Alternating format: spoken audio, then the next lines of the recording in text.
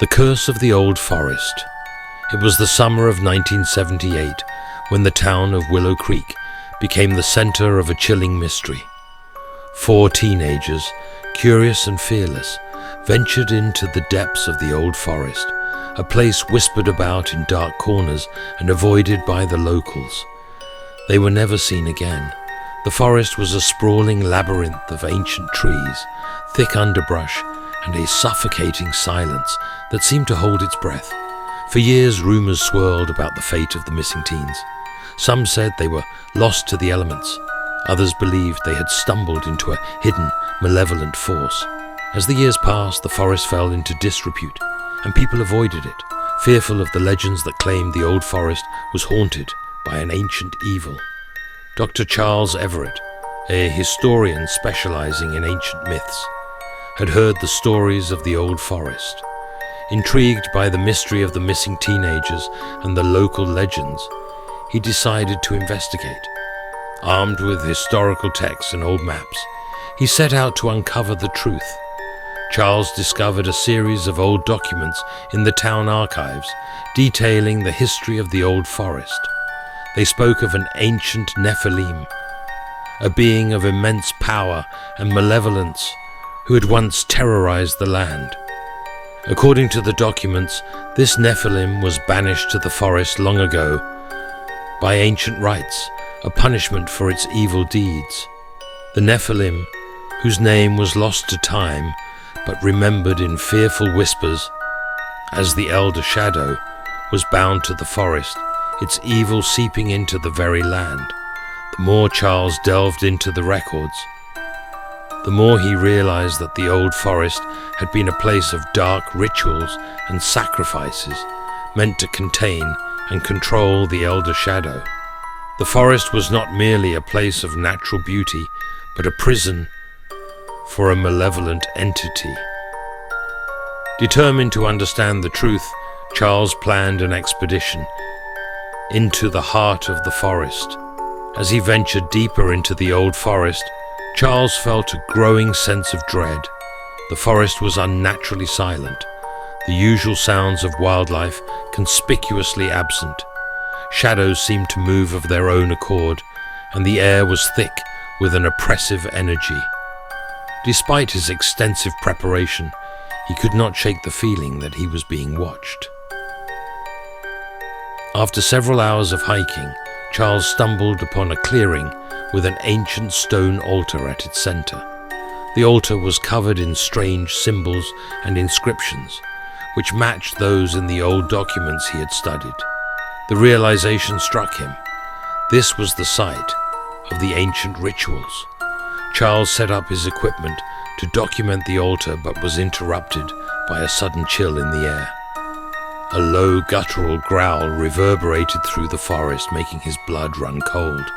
The ground trembled, and the trees seemed to groan under an invisible weight. It was then that Charles saw it, a massive, shadowy figure emerging from the darkness. The figure was enormous, its form partially obscured by the shadows of the forest. It was covered in dark fur, with glowing eyes that pierced through the darkness. Its presence was terrifying, exuding a palpable sense of ancient evil. Charles realized that the Elder Shadow was no mere myth. It was a Nephilim, a being of immense power and malevolence, bound to the forest by ancient magic.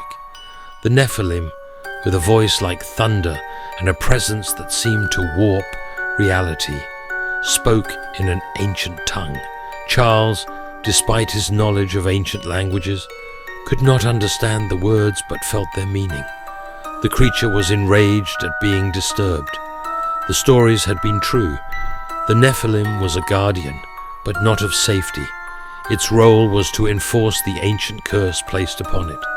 As the Nephilim advanced, the ground seemed to writhe beneath it, and the forest itself seemed to come alive with dark, sinister energy.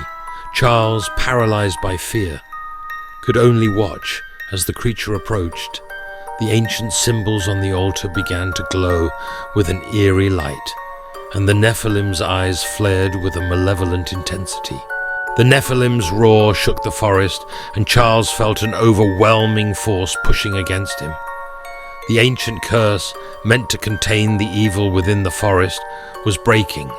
The ground cracked, and the symbols on the altar flared with blinding light. Charles knew that the ritual to bind the Nephilim had weakened over the centuries, and the creature was now free to wreak havoc. In a desperate bid to escape, Charles fled through the forest, the Nephilim's enraged growls echoing behind him. The trees seemed to close in, and the forest paths twisted and turned, leading him deeper into the heart of darkness. As he stumbled through the underbrush, he could feel the forest itself fighting against him, trying to drag him down. He could hear the whispers of the lost teenagers, their voices mingling with the Nephilim's roar, as if the forest was a living entity, feeding off their fear and despair. Charles pushed on, driven by a primal need to survive. But the forest seemed to conspire against him, and every turn led him back to the altar. Exhausted and disoriented, Charles found himself back in the clearing. The Nephilim loomed over the altar, its eyes glowing with a sinister light. The creature was not just a guardian, but a force of pure, ancient evil.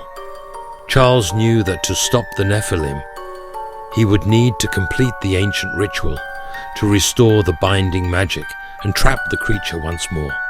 With trembling hands, Charles began to decipher the inscriptions on the altar. The symbols were ancient and complex, but he remembered enough from his research to understand the ritual's requirements.